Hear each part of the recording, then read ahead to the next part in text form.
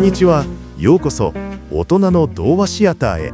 本日もお越しいただきありがとうございます。当シアターの支配人ルイと申します。当シアターでは童話、児童文学を中心に世界中の名作や時代を超えて愛される作品を厳選してお届けしております。かつて子供だった私たちが懐かしい物語に再び心をときめかせたり、心に響くまだ見ぬ物語と出会ったりする、そんな豊かな時間をお届けする場所です。大人になった今だからこそ感じられる物語に秘められた言葉の深みや感情の彩りをどうぞゆっくりとご堪能ください。それでは本日も一つの物語をご一緒に味わってまいりましょう。今回ご紹介するのはハンス・クリスチャン・アンデルセンによる珠玉の物語、裸の王様です。この作品は世界中で翻訳され、時代を超えて読み継がれている不朽の名作です。一見すると手に取りやすいボリュームかもしれません。しかしそこに込められたメッセージの深さ、豊かさは計り知れません。本日はこの物語のエッセンスを約15分で紐解いていきましょう。この一冊は私たちが日々の生活の中で忘れかけている真実を見抜く純粋な心や虚栄心の愚かさを静かに、そして深く問いかけてくるでしょう。この物語は幾度となくアニメや映画、そして舞台にもなり、人々に多様な感動を与え続けています。日本では1964年に寺山修司の脚本で劇団四季により舞台化もされました。それでは物語の世界へ深く潜る前に、この素晴らしい作品を生み出したアンデルセンと作品が書かれた時代について深く、そして鮮やかに触れてまいりましょう。まるで私たちがその時代に降り立ち、作者の隣で息遣いを感じられるように。作者であるハンス・クリスチャン・アンデルセンは1805年にデンマークのオーデンセで生まれました。彼自身の人生そのものがまるで一つの物語のようでした。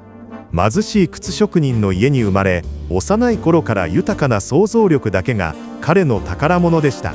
父が語ってくれたアラビアンナイトの物語や手作りの人形で遊んだ経験が創作の原点となります。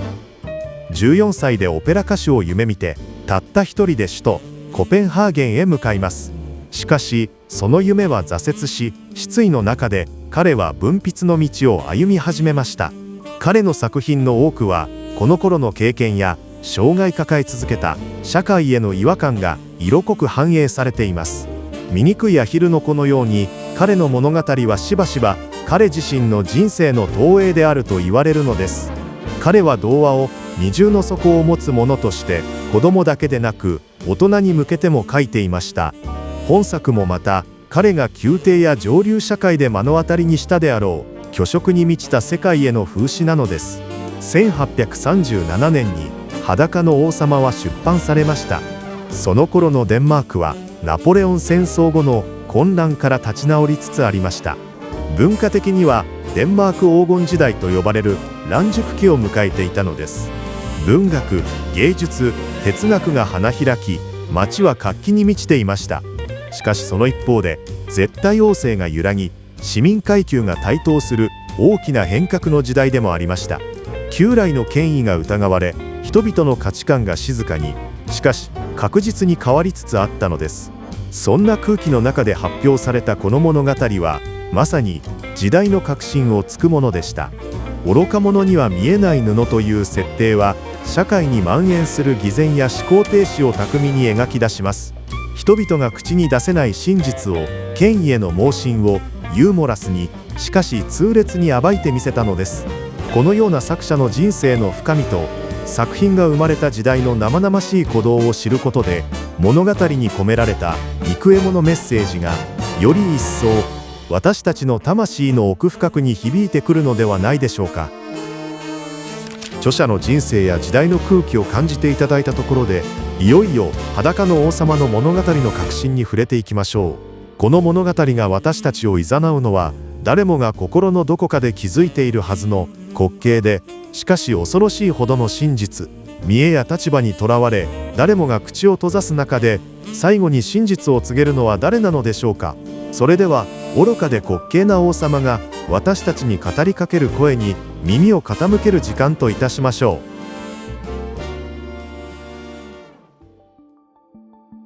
第1章、絹と虚栄で織られた王冠。遠い昔、あるところに一人の皇帝がいました。彼は新しい衣装を偏愛するあまり、国の財貨をことごとく鬼道楽につぎ込み、兵士のことにも民の暮らしにもまるで心を配りませんでした。劇場や狩りに出かけるのもただ新しい服を見せびらかすための口実に過ぎず、一日の時間ごとに違う衣装に着替えることを無上の喜びとしていたのです。人々が他の王について会議室におわすと語るとき、彼の民は決まってこう口にしました。皇帝は衣装タンスにおわしますと。彼が治めるその大きな首都では、日々は陽気に過ぎてゆき、宮廷には絶えず見知らぬ旅人たちが訪れていました。それはやがて来る2人の魔ロード、すなわち運命の織物を携えた者たちを迎え入れるための壮大な序曲であったのかもしれません。第2章、見えぬ食器が紡ぐ魔法の罠。そんなある日、宮廷に2人の男が現れました。彼らは自らを機織り職人と名乗り、王国の誰もが夢にも見なかった魔法の布を織り上げることができると豪語したのです。その布地は目もあやな色彩と精緻を極めた文様を持つだけでなく、恐るべき特性を秘めているということでした。己の職にふさわしくないもの、あるいは救いがたいほどの愚か者にはこの布は決して見ることができないのです。その言葉はまるで皇帝の心の最も柔らかな部分を見透かしたかのように、甘美な毒となって染み渡りました。皇帝の胸は高鳴りました。これぞ真に皇帝たる自分にふさわしい衣服ではないか。この服を手にすれば賢者と愚者を瞬時に見分け、無能な役人を一掃できるに違いない。それは権力の新たな象徴であり、自らの賢明さを世界に示す究極の道具でした。彼は2人の詐欺師に莫大な金を与え、直ちにその魔法の布を織るよう命じました。こうして2台の空っぽの食器が音を立て始め、王国の誰もが目を凝らす壮大な欺瞞の舞台の幕が上がったのです。第3章、沈黙という名の共犯者たち。詐欺師たちは最も高価な剣士と純金を要求しては、自らの懐にしまい込み、夜遅くまで空っぽの食器を動かすふりを続けました。やがて皇帝は仕事の進み具合を確かめるべく、最も信頼する老大臣を遣わしました。彼は分別と思慮にあふれた、まさにその職にふさわしいと誰もが認める男でした。しかし大臣が仕事場で見たものは、虚空をかき鳴らす食器と何もない空間を指し示しては、色彩や意匠を語る詐欺師たちの姿だけだったのです。彼の血の気は引きました。まさかわしが愚か者だというのか、職に不適格だとでも言うのか。長年築き上げてきた名声と自尊心が足元から崩れ落ちる恐怖に襲われました。彼はその沈黙の淵からかろうじて称賛の言葉を絞り出します。おお、これは素晴らしい、見事な色合い。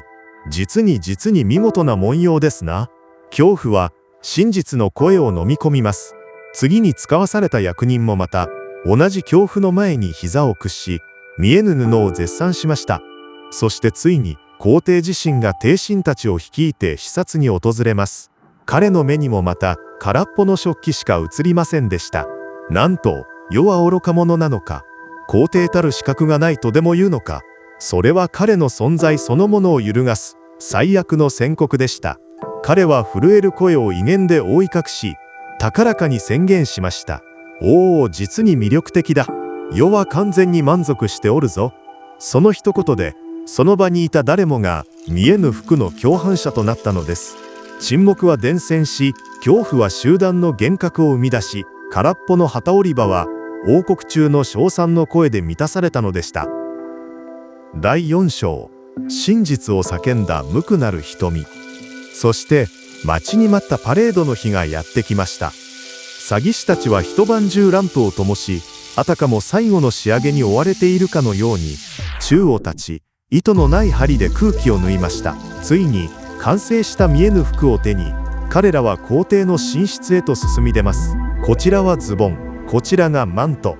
蜘蛛の巣のように軽く、まるで何もお召しになっていないかのように感じられましょう。それこそがこの布の進化でございます。帝臣たちは何も見えないにもかかわらず感嘆の声を上げました。皇帝は民衆の前に立つべく、すべての服を脱ぎ捨て、一片の布もないその身に存在しない豪華な衣装をまといました。鏡の前で幾度も体を回し、彼は自問します。どうだ、似合っておるか。誰もが素晴らしいと叫びました。こうして真新しい服をまとった裸の皇帝は、壮麗な天蓋の下、民衆が待ち構える大通りへと歩みを進めたのです。沿道も窓辺も称賛の嵐でした。なんと美しいお衣装だ。見事な裾さばき。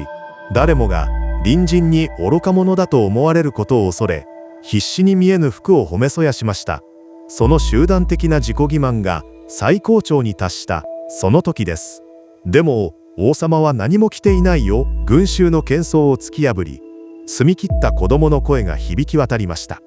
その一言は虚飾で固められた世界に差し込んだ一筋の光であり、欺瞞の風船を突く鋭い針でした。第5章、虚飾の行列は今なお続く。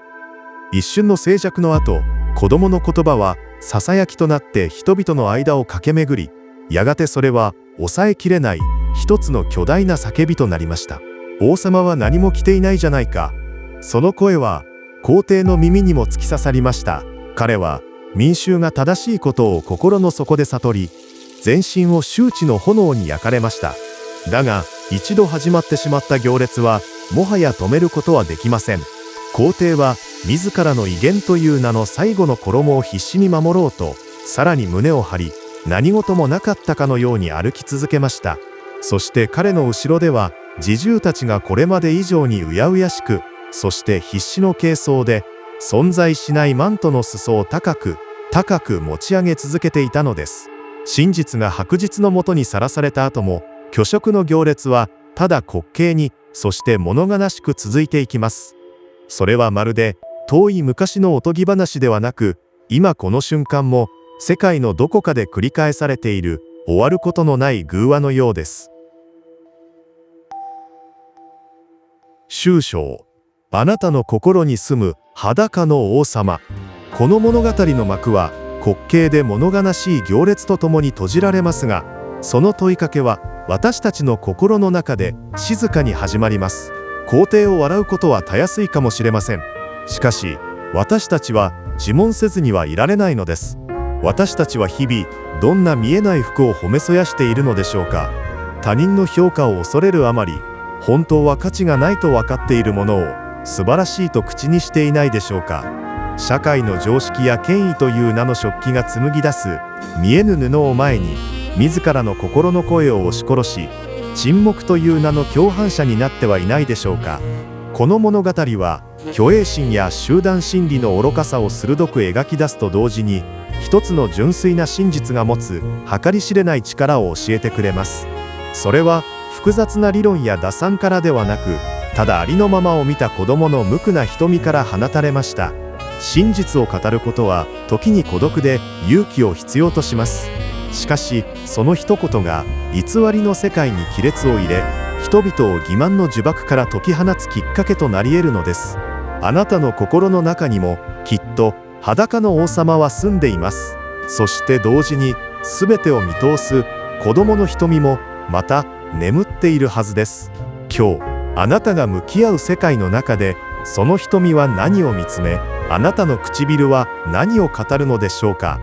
アンデルセンが投げかけたこの小さな物語は、自分自身に、そして他者に対して誠実であることのささやかな勇気を時代を超えて私たちに与え続けてくれる永遠の鏡なのです。いかがでしたでしょうか。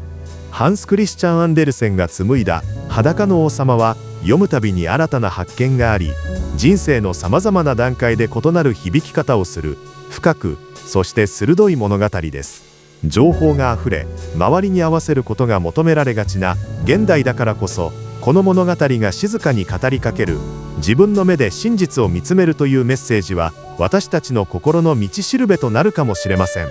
あなたにとってこの物語で描かれる見えない服とはどのような意味を持つでしょうか。そしてあなたの周りに裸の王様はいないでしょうか。よろしければぜひコメント欄であなたの感想や思いをお聞かせください。もしまだこの物語を手に取ったことがないという方はぜひ一度読んでみてください。きっとあなたの心に深く響く何かが見つかるはずです。すでに読んだことがある方も大人になった今再読することでかつては見えなかった宝物のような言葉に出会えるかもしれません。大人の童話シアターではこれからも時代を超えて人々の心を魅了する物語の中から大人になった今だからこそ深く心に響く珠玉の作品をお届けしてまいります。ぜひチャンネル登録をしていただけましたら大変励みになります。それではまた次回の物語でお目にかかれることを心より楽しみにしております。本日もご視聴いただきまして誠にありがとうございました。